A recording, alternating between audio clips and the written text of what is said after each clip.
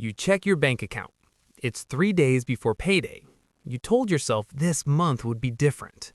You weren't going to touch your savings, and yet there's $37.42 sitting there. Again. And you're thinking, how do people even save $500, let alone $5,000? Look, if you've ever felt like your first $500 is harder than making $5,000 a month, this video is for you.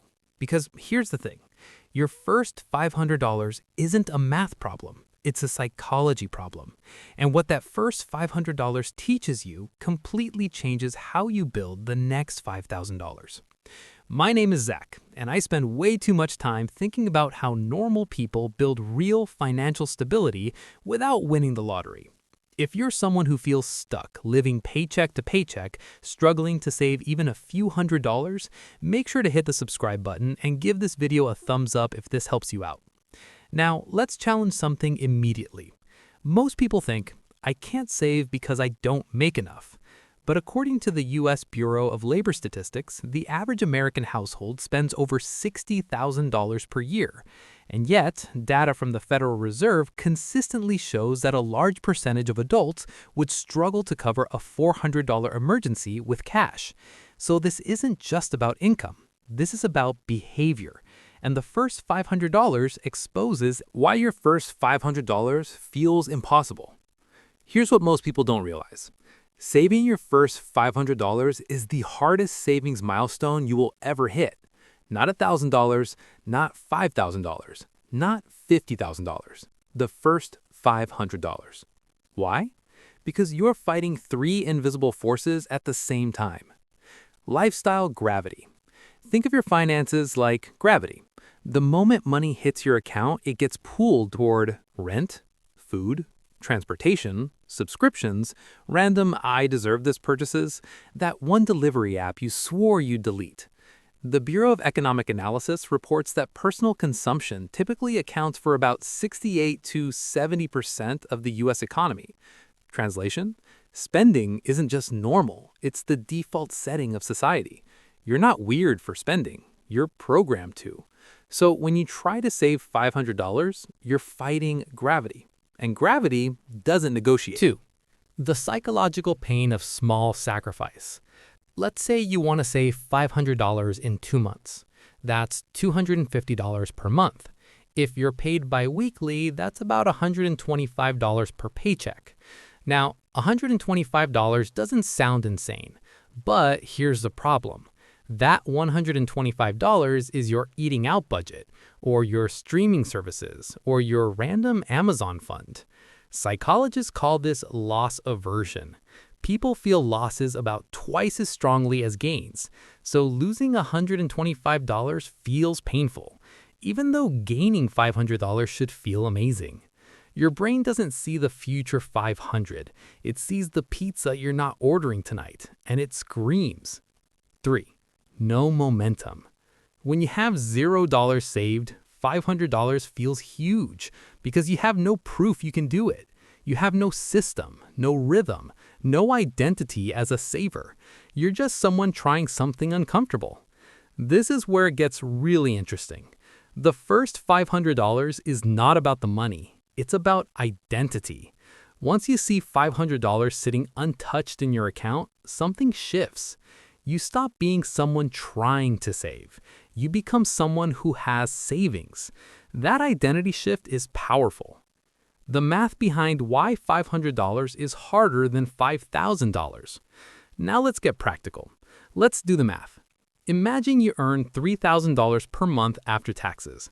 Your fixed expenses: rent, $1,200, utilities, $200, car or transport, $300, insurance, $150, phone, $100. That's $1,950 gone. You have $1,050 left. Now, variable spending. Groceries, $400. Eating out, $250. Gas, $150. Random spending, $250. That's $1,050. See the problem? There is no leftover. So when someone says, just save $250 per month, it feels insulting because there is no margin. Here's what most people don't realize. Your first $500 doesn't come from leftover money. It comes from forced margin. That means temporary discomfort, and that's why it feels impossible. The psychological breakthrough at $500. Let me tell you a quick story. I once worked with someone. We'll call her Maya. She made decent money, but she always hovered around $0 in savings. Every month she said, "Next month will be better." It wasn't. So we tried something radical. Instead of aiming for a $5,000 emergency fund, we aimed for $500 in 60 days. That's it. We cut 2 streaming services, $30, reduced eating out by $150, canceled the gym she wasn't using, $50, sold a few unused items, $200 one time. She hit $500 in 7 weeks. And something wild happened. She stopped panicking about small expenses.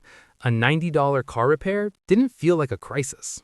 Her stress dropped because now she had proof. This is where it gets really interesting. Stress reduction changes spending behavior. When you're stressed, you make worse financial decisions. The American Psychological Association reports that money is consistently one of the top stressors for adults, and stressed brains choose comfort. Comfort often costs money. So once you have $500, you spend less impulsively, which helps you save more, which builds momentum, which leads to $5,000. What $5,000 teaches you. Now let's fast forward. Imagine you've built $5,000. That's not random. That's discipline repeated. At $5,000, 3 new lessons show up. Lesson 1. Money buys time, not stuff. With $5,000 saved, you can handle most emergencies, leave a toxic job, survive 1 to 2 months without income, depending on expenses. Money stops being about buying things. It becomes about buying options, and options are freedom. Lesson 2. Compounding becomes real. Let's say you invest $5,000 and earn an average 7% annual return. In 10 years, $5,000 becomes about $9,835. In 20 years, about $19,348.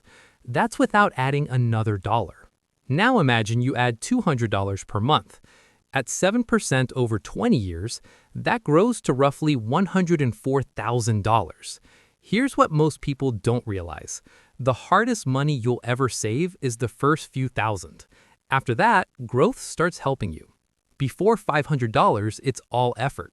After $5,000, it's effort plus momentum plus math. Lesson 3. Identity solidifies. At $5,000 saved, you don't feel like someone trying. You feel like someone building wealth. And that identity changes the car you choose, the apartment you rent, the vacations you take, the risks you're willing to take. Now, you might be thinking, okay, Zach, this sounds great, but I literally can't save right now. I hear you. Let's get practical. 5 steps to hit your first $500. No fluff, just execution. Step 1. Separate the account.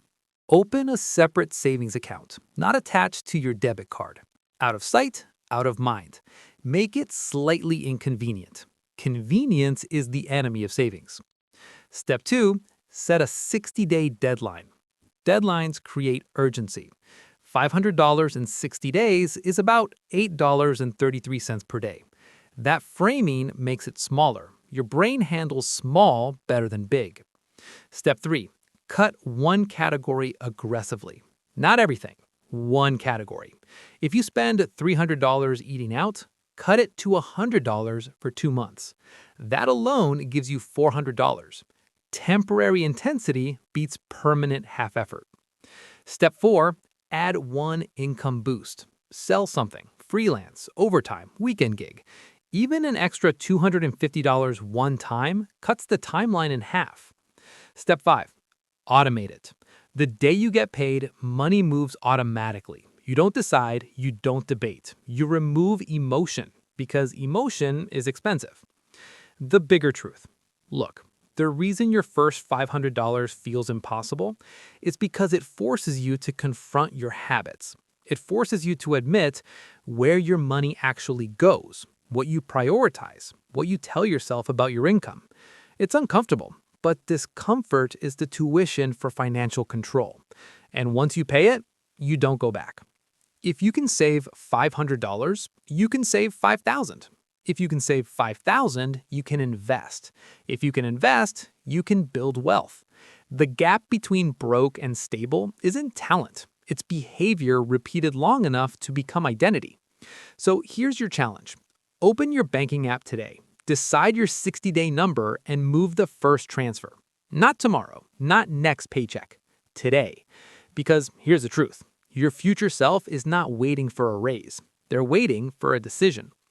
If this helped you think differently about money, hit the like button, subscribe, and let's keep building smarter habits together. I'm Zach, and I'll see